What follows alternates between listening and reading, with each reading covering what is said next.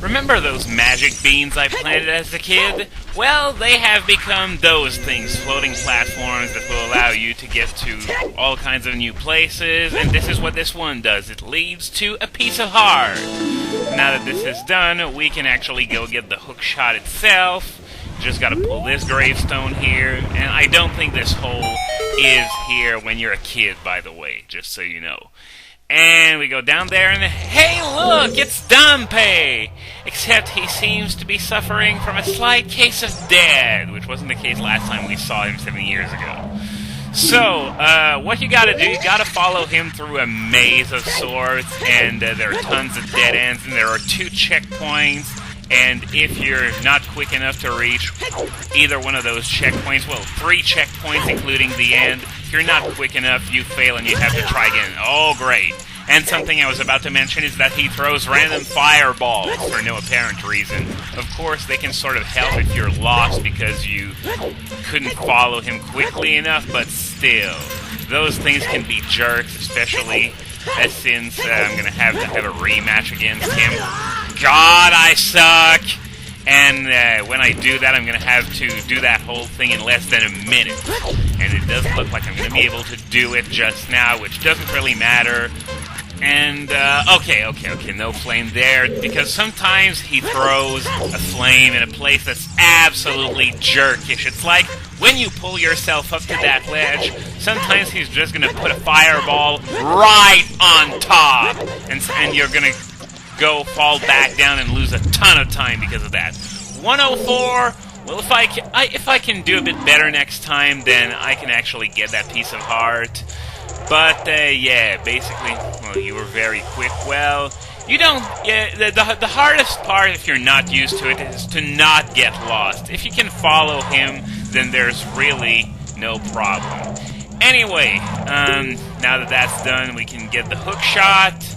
And, yeah, he hints at that piece of heart if, you come back here and you can beat the race in less than a minute. He didn't mention the less than a minute part, but we're going to be tending to that right after we're done here. And, yep, we got the hookshot, which is probably the most useful item in the game. I certainly use it a lot more than anything else, except maybe the Ocarina, but anyway, really useful item. You can get it upgraded later on in the game. It's a mandatory upgrade, in fact. I'm going to put it in place of the Deku Nuts, which I still am never going to use. And those blocks here, same pattern as the Door of Time. So what you want to do, you want to play the Song of Time. Basically, you know how you gotta play Zelda's Lullaby whenever you see a Triforce? Well, whenever you see those blocks, you gotta play the Song of Time. Yes, they made it so that the Song of Time doesn't only open the Door of Time, and after that it's completely useless for the rest of the game. Kind of like the Wind God's aria and the Earth God's lyric in Wind Waker. And speaking of songs, we're about to pick up a new one, the Song of Storms, one of the more famous songs from this game. And yeah, show him your Ocarina, and he's gonna teach you the song that fucked up the windmill 7 years ago. And he just basically gave you a clue that when you become a kid again, you're gonna have to come back here and play the Song of Storms. Because yes, he's referring to you when he talks about the Ocarina Kid, even though we never actually have played the Song of Storms in the windmill so far, so we're gonna have to do this eventually. So, just learned the Song of Storms, which has a few uses throughout the game. It's not a very overused song, truth be told. Yeah, you learned the Song of Storms, and now that thing in the center is gonna spin a whole lot faster. Played the Ocarina, and only now he recognizes me. But I don't understand why he didn't recognize me as soon as I pulled off the Ocarina. But oh well, whatever. He was stupid enough to teach me the Song of Storms, so I'm gonna milk it for all it's worth when the time comes. Now, are there any hearts there? No, the grass is being really stingy in Kakariko now that I've become an adult. I'm gonna try this. Are there any hearts, bombs, rupees, anything? rupees. Rupees here. Oh well, screw that. Screw that. I'm gonna head back to Dampé's maze and try and finish it in less than a minute. Try to avoid that pole here. Okay, he's going over this way. Fine. So, trying to beat it in a minute. For your information, you're meant to do this with the long shot, which is the hook shot of Great I was talking about earlier. Basically, the chain is a lot longer. You're meant to do this with the long shot because at the end there's a shortcut you can take that requires the long shot. However, it is perfectly doable even without it. But you must not suck. You must be just about perfect if you want to do this. And, okay, just gonna have to concentrate here. Okay, that's out of the way, that's fine. This one too, okay. Ah! Yeah, you have to deal with the camera too. Sometimes the camera just doesn't really cooperate, and there are flames that end up in dead angles like this. Okay, he didn't throw the flame in that. No, you're not gonna get me this time! Even though I probably wasted just as much time. Come on, roll, get up there, quickly, faster! Oh, you gotta be fucking kidding me! Why did I slow down on the last roll? God! Oh, no, hang on.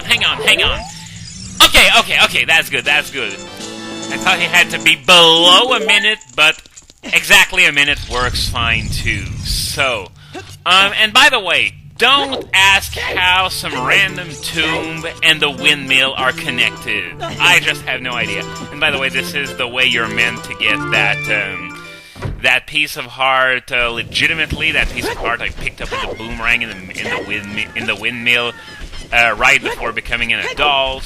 So, before I play the Sun Song to start the Biggoron Sword quest, I'm just going to catch the last Skulltula in Kakariko. What you want to do? Climb on those boxes here, then hookshot on that rooftop. Yeah, you can hookshot onto rooftops with the hookshot. Pretty cool. And then you have to aim perfectly.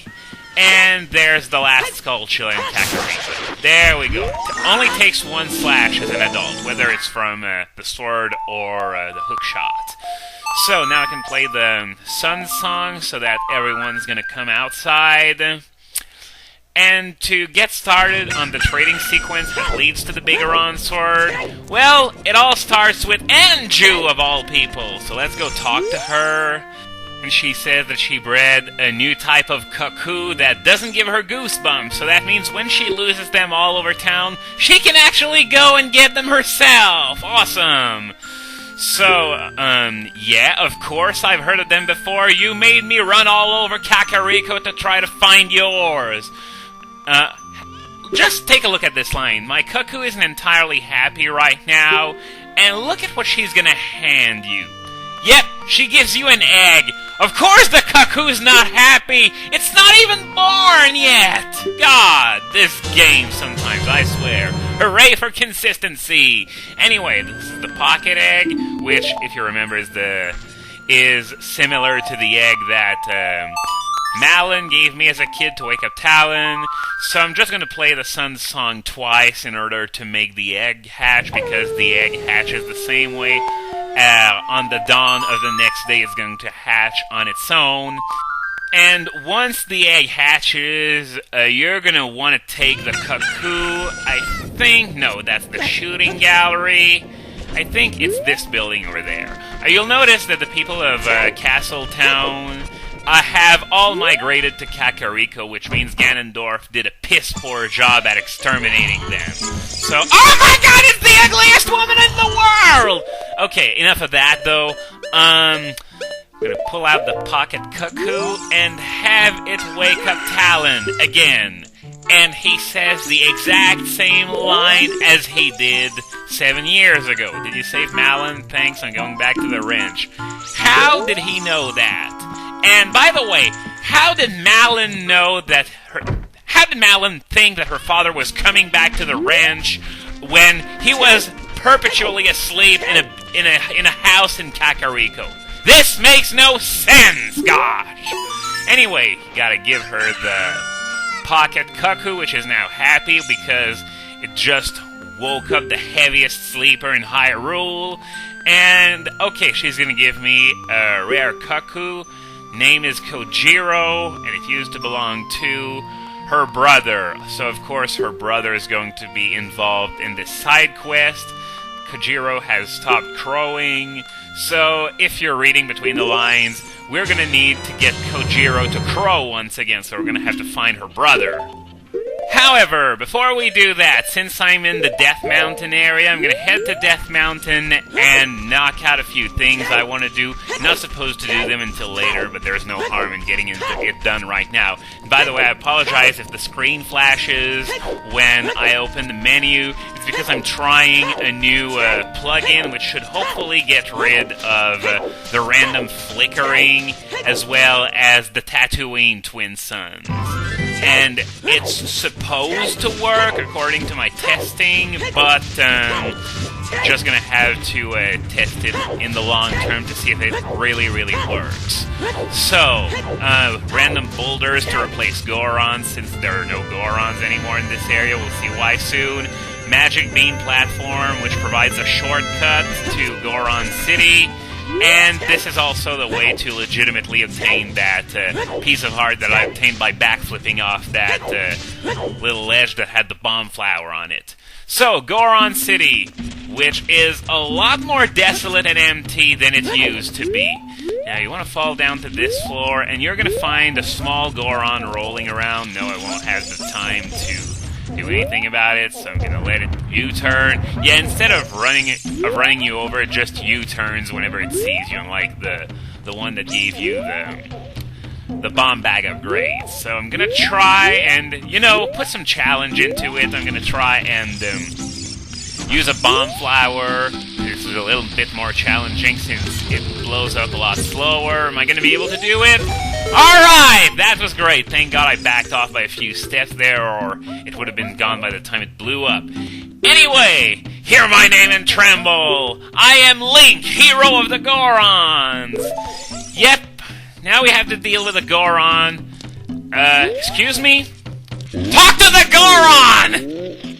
Yeah, if this sounds familiar, well, definitely should. I said that on purpose. I didn't struggle to talk to him on purpose, though. Just want a little throwback to the Mario 64 LP. Anyway, this Goron is named Link. He's Darunia's son, and exactly, as I was about to say, Darunia named him Link after me because apparently I'm just the bravest person ever. Okay, so now, after this pointless request, we're going to go into what happened to all the Gorons. Well, of course it's not. So basically, what happened is that, Ganondorf took everyone prisoner, and he wants to feed every last Goron to an evil dragon named Volvagia that lives inside the Fire Temple, which is in the depths of the Death Mountain crater. And, okay, you can ask him about the dragon and about the Gorons. You start by asking him about the dragon, and he's going to tell you about the legend of the legendary Goron hero who smacked Volvagia with the Megaton Hammer, which of course happens to be the treasure inside the Fire Temple. And, yeah, that is a descendant of the hero. That's not destiny unfolding at all, is it? But anyway, now you want to ask him about the Gorons. Ganondorf wants to feed them all to Volvagia as a warning to anyone who might want to go against him. And, that's a lot of exposition, but fortunately we actually get a very sweet reward for listening to all that exposition. And, well, yeah, this kid here is going to ask me for help, but he's not going to ask me to do it for free. He's going to give me that reward, which is the Goron Tunic, which is not only heat resistant, as he says, it also reduces damage from non-instant death lava. It also protects against poisonous water, and also against all kinds of floor spikes. So, very, very handy upgrade.